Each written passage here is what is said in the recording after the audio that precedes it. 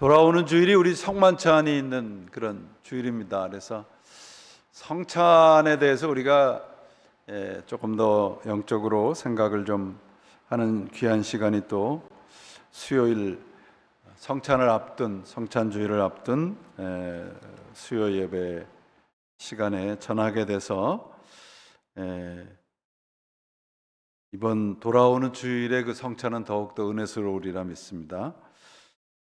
저녁 때가 돼서 주님께서 제자들과 함께 그 안식일 그 유월절을 지키려고 이제 자리를 잡고 앉으셨습니다. 유월절이라는 것은 뭐 유대인들에게 가장 큰 명절이지요. 그 유월절을 이제 세데르라고 부르는데 영어로는 세이더라고 부릅니다. 이 세데르에는 그 차려놓은 상에 이렇게 잔이 하나 올라갑니다. 그 잔이 이제 뭐라 그러냐면 엘리야의 잔이다 그럽니다. 엘리야의 잔을 이제 거기다 갖다 놓는데 유대인들은 이제 엘리야가 어떻게 올라갔어요? 불병거를 타고 이렇게 엘리야가 내려와서 모든 것을 다 평정하고 사람들이 갖고 있었던 모든 의혹을 다 풀어준다 그렇게 믿고 있었습니다. 그리고 또 재밌는 것은 이렇게 이제 유월절 식사를 하게 되면 상을 쫙 차려놓고 문을 이렇게 열어놔요. 엘리야가 들어와서 함께 이제 그 식탁에 함께 한다라고 하는 것을 상징적으로 보여주는 겁니다. 여러분들 제사를 지내보신 분들은 아실 거예요, 그죠? 제사상 다 차려놓고 문을 열어놓잖아요. 그러고 그 가족들은 다 밖에 나가서 한참 있다가 들어옵니다. 뭐 결국은 다 가족들이 먹을 건데 뭐 그렇게 하는지는 모르겠습니다만 유대인의 또 그런 어떤 풍습이 좀 있었던 것 같습니다. 이제 그런 이제 식사가 진행이 되고 있을 때 이제 주님께서 지난 시간에 살펴봤듯이 내가 진정으로 너에게 말하노니 너희 가운데 한 사람 곧 나와 함께 먹고 있는 사람이 나를 배반할 것이다. 그렇게 이야기를 합니다. 이게 이제 그 제자들이 혼비백산하지요. 그러면서 스스로 저는 아니죠라고 묻습니다. 가장 친밀한 사람 가운데 이제 한 사람이 예수님을 이제 배반하는 것으로 말합니다. 그래서 오늘 본문에 보면 그 빵을 들어서 축사하시고 그것을 떼어서 제자들에게 주시고 받아 먹어라. 이게 내 몸이다 그랬습니다. 이제 뗀다 그러면 이제 뭔가 이렇게 붙어 있던 것을 이렇게 그 반으로 자르든지 뭐 이렇게 떼는 그런 이제 그 의미를 우리가 생각을 하는데 뗀다라고 하는 말의 뜻은 break입니다. 부순다는 의미를 가지고 있습니다. 그래서 예수님의 십자가에 찢기신 몸을 상징적으로 보여주는 이 단어가 에클라센이라는 단어인데 break라고 영어에 번역을 합니다. 그 번역이 잘못되면 번역을 반역이라 하는데 우리 아이들이 이렇게 이제 한국말이 좀 서툴잖아요. 그러면 이제 뭐를 이렇게 부쉈다 그러면 브레이크했다 그래요. 차가 와서 들이받았다 그러면 차가 와서 부딪혔어 그러면 되는데 차가 와서 부셨어 이렇게 이 표현을 하는 것을 봤는데요. 이 부수다는 단어가 떼다라고 번역을 하는 게 좀 아쉽기는 하지만 주님의 그 찢기신 몸을 떠올리게 되고요. 그 다음에 잔을 들어서 감사기도를 하시고 이것은 많은 사람을 위해서 흘리는 나의 피, 언약의 피다라고 주님께서 이제 말씀을 하십니다. 성찬을 우리가 유카리스트라고 합니다. 유카리스트라는 말의 뜻은 감사를 드리다는 뜻이에요. 성찬이라는 말의 뜻이 이제 하나님께 감사를 올린다라고 하는 건데 여기에 이제 오늘 본문에 보시면은 또 잔을 가지사 감사기도하시고 그들에게 주시니 이렇게 돼 있어요. 잔이라고 이제 마가는 잔이라는 표현을 썼습니다. 물론 이제 그 안에 포도주가 들어 있으니까 포도주 잔이라고 얘기를 할 수 있는데 굳이 마가는 잔이라는 표현을 썼어요. 여기에는 굉장한 의도가 담겨져 있는 겁니다. 10장에서 우리가 살펴봤듯이 야고보와 요한이 예수님을 밤에 찾아와가지고 그러잖아요. 주님께서 영광 중에 있으면 이제 나는 한 사람은 오른편에 한 사람은 왼편에 있게 해주소서 그렇게 얘기를 하니까 예수님께서 뭐라고 말씀하시냐면 내가 마시는 잔을 너희가 마실 수 있겠느냐 이렇게 묻습니다. 그리고 겟세마네 동산에서 기도하실 때도 주님께서 하나님에게 이 말씀을 기도를 하시잖아요. 내게서 이 잔을 거두어 주십시오라고 간절하게 기도하는 장면이 나오죠. 잔이라는 것은 단순히 어떤 물이나 그 포도주를 담는 그런 그릇을 말하는 것이 아니고요. 이 잔이라고 하는 것은 십자가를 말합니다. 희생과 순종의 그 의미를 담고 있는 겁니다. 그러니까 잔을 준다, 이제 빵을 준다 이 말은 이 의미는 주님의 그 삶에 그 제자들을 이렇게 초청을 하는 거예요. 여러분 우리가 성찬을 참여하는 것은 주님의 삶에 우리가 동참하는 거예요. 단순히 이렇게 빵을 떼고 이 포도주스를 마시고 그러는 것이 아닙니다. 제가 예전에 그 부목사 할 때 이렇게 한 달에 한 번씩 성찬을 하는데 어떤 분이 이렇게 거기는 이렇게 우리 교회는 이렇게 다 이렇게 아주 이쁘게 잘라서 이렇게 주잖아요. 근데 이렇게 목사들이 이렇게 띄어서 줬어요. 그랬더니 앞에 쓴 분이 뭐라고 하냐면 제가 이렇게 빵을 떼려고 그러니까 좀 조그맣게 잘라주세요. 그렇게 얘기를 하시더라고요. 그러니까 저분은 저게 뭐 의미는 알겠죠. 그러니까 너무 큰 건 오물오물하는 게 좀 보기가 싫었든지. 그래서 이 성찬이라는 게 굉장히 그 좀 우리가 알고 있는 것보다는 훨씬 더 깊은 의미가 있는데 그렇지 못하는 경우가 참 많습니다. 그래서 이 빵과 포도주에 대한 의미를 우리가 좀 알 필요가 있는데요. 제가 예전에 읽은 이나치오 살레메라는 사람이 쓴 빵과 포도주라는 책에서 이렇게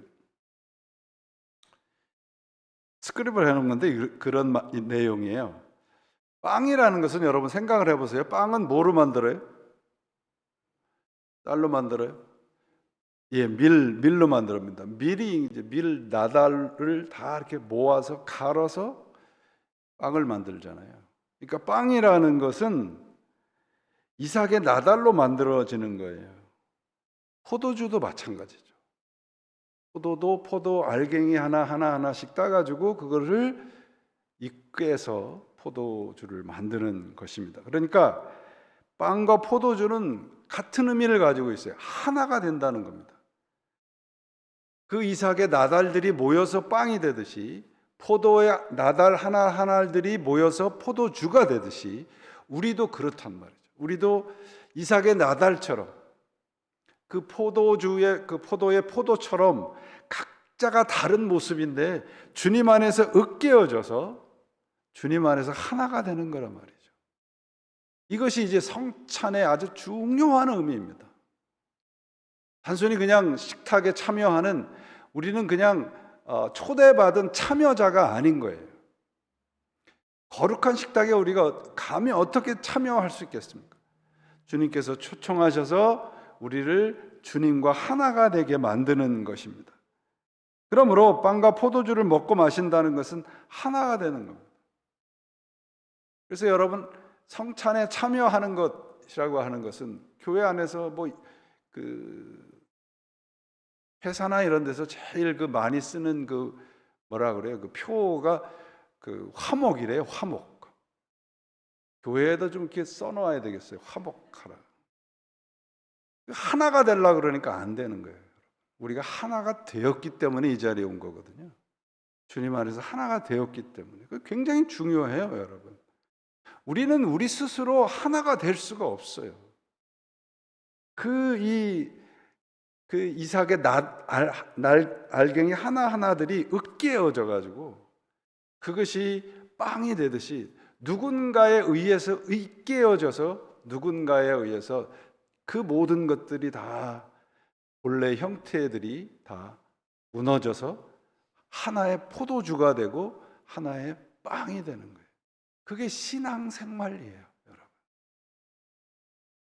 그래서 오늘 이 만찬에 대한 얘기인데 우리 개신교는 이 성만찬을 우리 그래도 감리교는 성만찬을 그래도 좀 많이 하는 교단 축에 듭니다.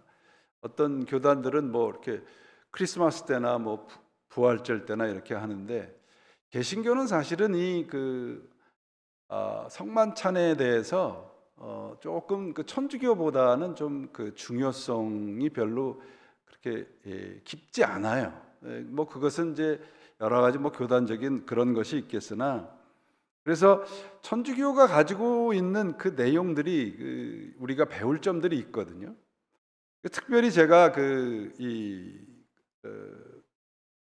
존경하는 그 천주교 사제, 뭐 지금은 돌아가셨지만 헨리 나온이라는 분이 있는데, 그분이 성찬에 대한 책들을 짤막짤막한 책들을 몇 가지 썼는데 정말 아주 깊은 영성을 느낄 수 있습니다. 제가 그 중에 책을 빌려주면 안 가져와 가지고 이거만 이 헨리 나온 책이 제가 굉장히 좀 그래도 거의 다 있는데, 이게 Can You Drink the Cup이라는 책이 아주 얇잖아요. 이게 근데 아주 굉장히 깊어요. 그래서 이분은 캐톨릭 사제지만 이 성찬에 대한 이해를 우리들에게 아주 클리어하고 성경적인 의미를 우리들에게 줍니다. Can you drink the cup이라는 건데, 여기 성찬은 뭐냐 그러면 내가 어떤 사람이냐, 그러니까 내가 어떤 존재냐라고 한 나의 정체성을 확인하는 자리라는 거예요. 그래서 나는 사랑받는 자라는 거예요. 그래서 성찬에 대한 이 책 중에 하나가 Can You Drink the Cup이라는 이 책 하나하고 또 하나가 Life of the Beloved라는 책인데요. 성찬은 사람들이 이제 우리가 하나님의 사랑을 받는 자, 누군가의 사랑을 받는 자라고 하는 이 생각들을 자꾸 이 세상은 그렇게 짓밟는다는 거죠. 그걸 깨트리는데, 성찬에 참여함으로써 내가 하나님의 사랑을 받는 존재구나라고 하는 것을 확인을 한다는 거예요. 그 이유가 뭐냐 그러면, 성찬은 내가 하나님께 다가가는 게 아니라 하나님이 나를 초대한 자리이기 때문에 하는 거예요. 하나님이 나를 사랑한다라고 하는 것을 그렇게 가르쳐 주고 있는 것입니다. 그래서 이 예수님의 삶의 모형을 성찬을 통해서 우리가 볼 수 있는데, 이 책에서는 성찬에 대한 중요한 이 행동의 세 가지를 얘기를 하는데, 홀딩, 컵을 이렇게 홀딩하고, 그 다음에 드링킹, 그 다음에 리프팅, 홀딩해서 리프팅하고, 그 다음에 마지막에 드링킹이라고 하는 이 세 주제를 가지고 이 책을 쓴 거고요. 근데 이 분의 책에서 우리 성경적인, 오늘 이제 여기 다 나와요. 여기에 보시면 축복하시고 떼어서 그러죠. 제일 먼저 그 빵을 부숴서 떼서라고 합니다. 그러니까 이 네 가지가 뭐냐면 taken, 첫 번째 떼었다. 그 다음에 두 번째가 뭐예요? 잔을 가지시고 감사 기도를 하셨다. blessed. 그 다음에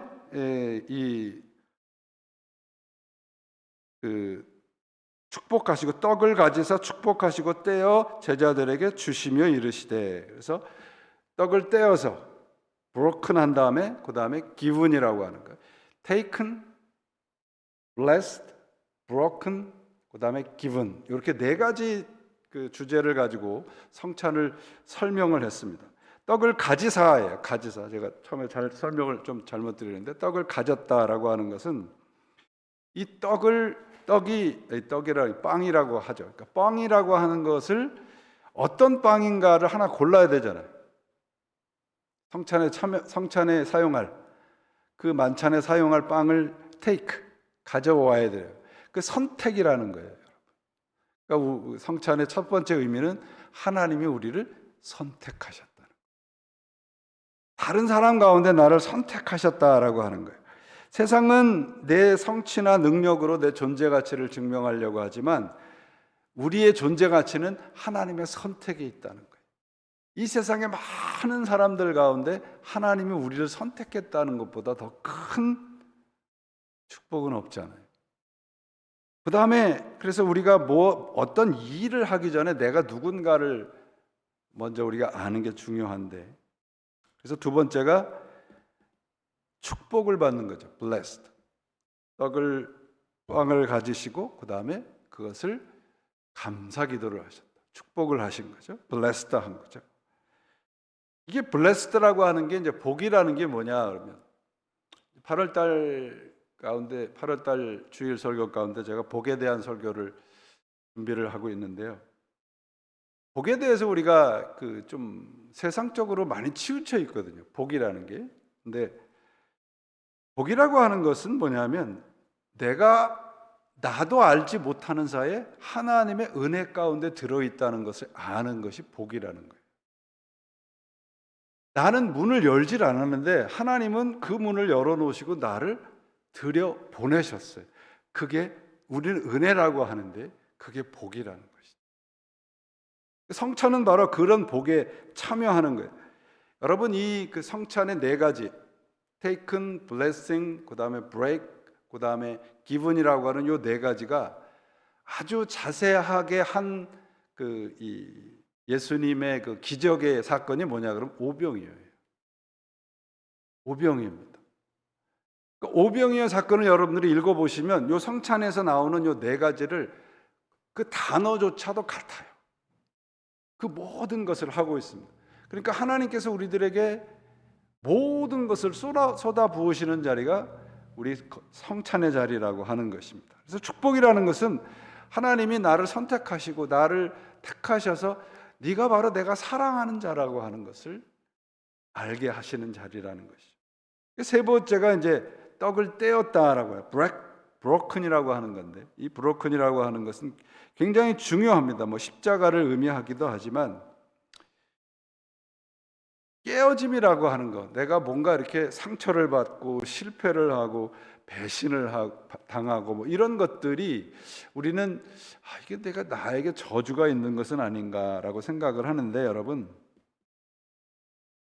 가만히 보시면 우리가 여러분들은 어떠신지 모르겠지만 저는 이렇게 내가 깨어지고 뭔가 이렇게 실패하고 부족하고 그런 순간과 그런 시간들 속에 하나님의 은혜가 스며드는 것을 굉장히 많이 경험하거든요.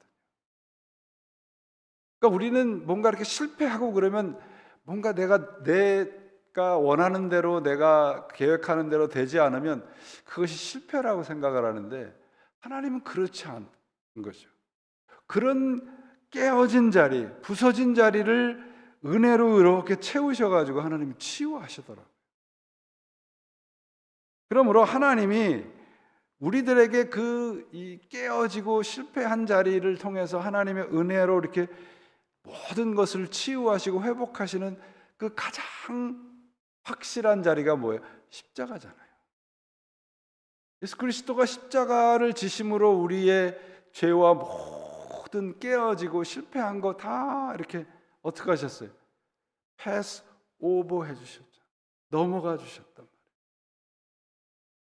은혜 이제 구원이라는 게 뭐냐 그러면 저는 그렇게 믿습니다. 여러분 이렇게 뭔가 이렇게 쇼핑을 하러 가실 때 아주 좋은 여자분들 좋아하시는 핸드백을 쇼핑하러 가신다 그러면 어떤 걸로 고르세요? 제일 비싼 거? 제일 명품 이런 거 고르세요? 구원은 저는 그렇게 이해를 하거든요. 많은 좋은 물품 가운데 물품이 있는데 하나가 뭔가 하자가 있어서 아무도 눈여겨보지 않는데 어느 누가 와가지고 그거를 I take it. 그러고 값을 치르는 거예요. 저는 그게 구원이라고 믿습니다.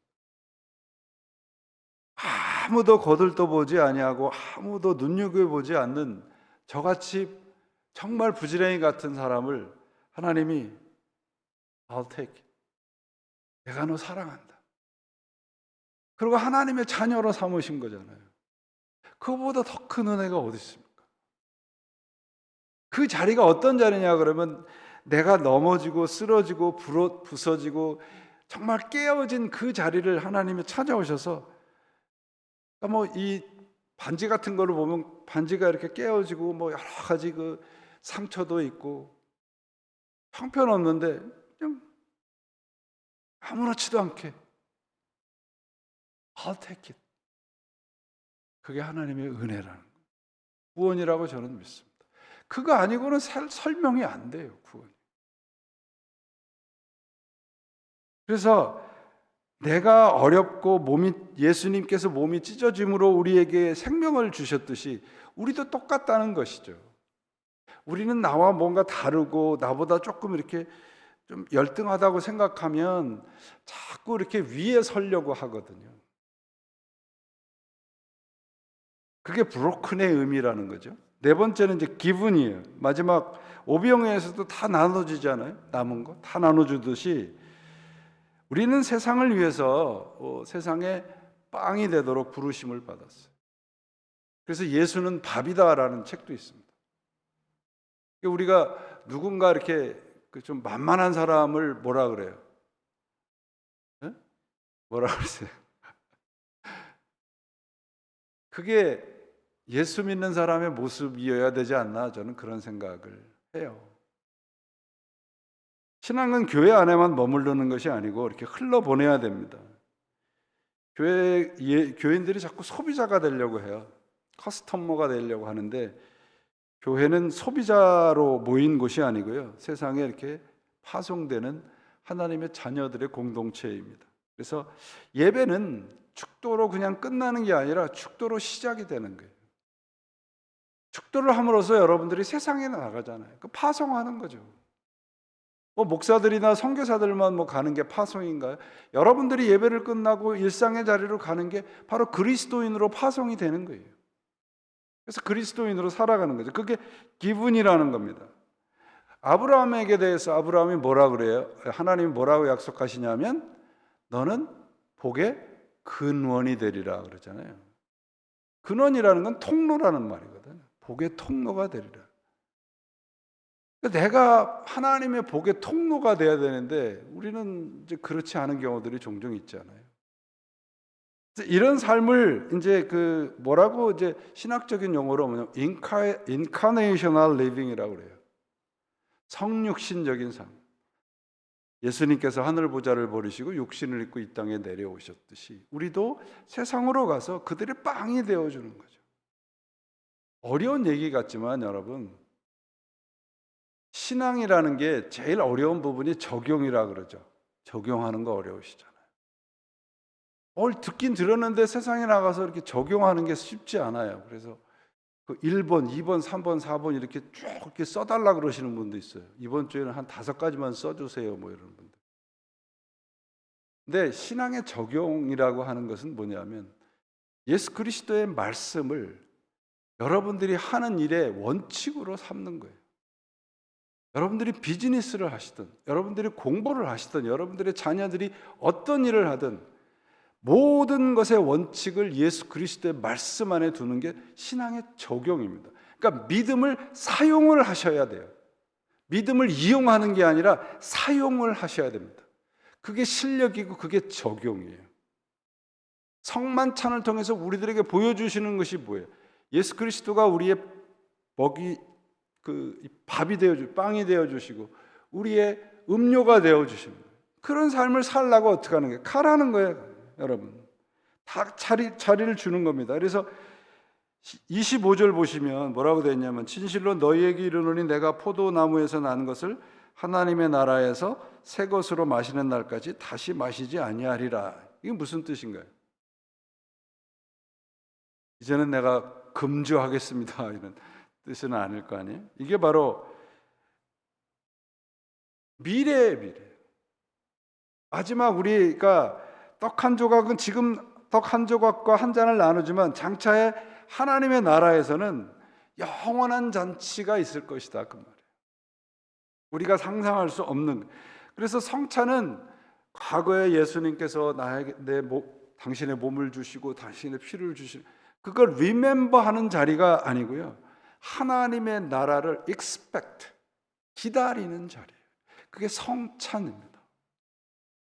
그러니까 주님을 기억을 하고 주님을 expect, 기대하는 자리, 그것이 성찬의 자리입니다.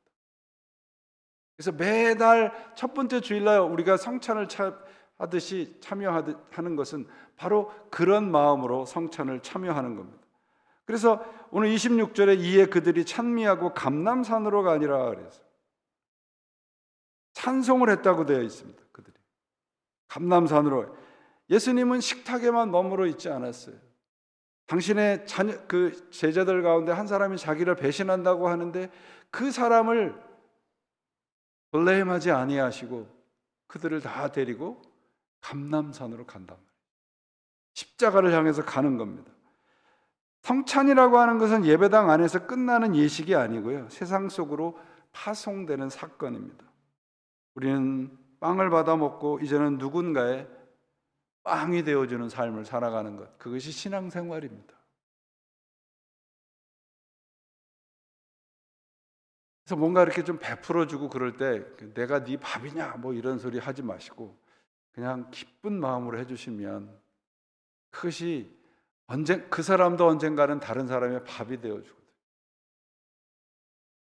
하나님에게 붙들리시고 사랑을 받으시고 축복을 받으시고 때로는 힘들고 어렵고 브로큰 되지만 마침내는 세상에 선물이 되어주는 것이 성찬의 삶이라고 하는 것이죠. 그래서 예수님께서 배신할 제자들과 함께 떡을 먹고 세상을 향해서 가는 겁니다. 우리는 이제 성찬을 받아 그 자리에 참여하고 세상을 향해서 나가는 하나님의 자녀로 나가야 되죠. 근데 이 성찬을 하시면서 예수님께서 말씀하시는 것이 있어요. 어떻게 하라는 거예요? 기억하라 그러고 있어요. 기억하라. 그러면 여러분, 예수님의 그 이 마지막 만찬에서 말씀하신 거 또 우리들에게 행하여서 보는 것을 여러분들은 예수님이 기억하라고 해서 기억을 하세요? 그냥 저절로 기억이 되세요? 그 침묵이라는 소설 읽어보셨죠? 성경 아니면 안 읽으시니까. 엔도 슈샤크가 쓴 침묵이라는, 엔도 슈샤크가 그분 책을 읽어보면 정말 영성이 깊은 작가예요. 침묵이라는 소설은 뭐 그야말로 그 명저죠. 그건 실제 사건을 근거로 해서 쓴 책이기도 하지만 이분이 쓴 책 가운데 또 하나가 사해부근에서라는 책이 있어요.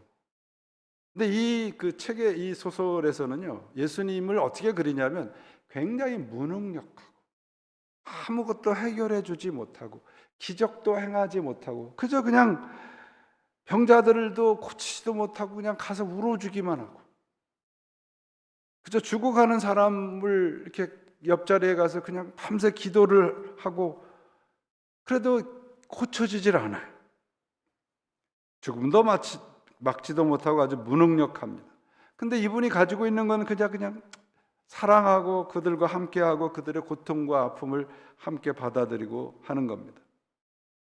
근데 성경에서처럼 예수님께서 이제 배반을 당하고 이제 그 본디오 빌라도 로마 총독에게 이제 넘겨집니다.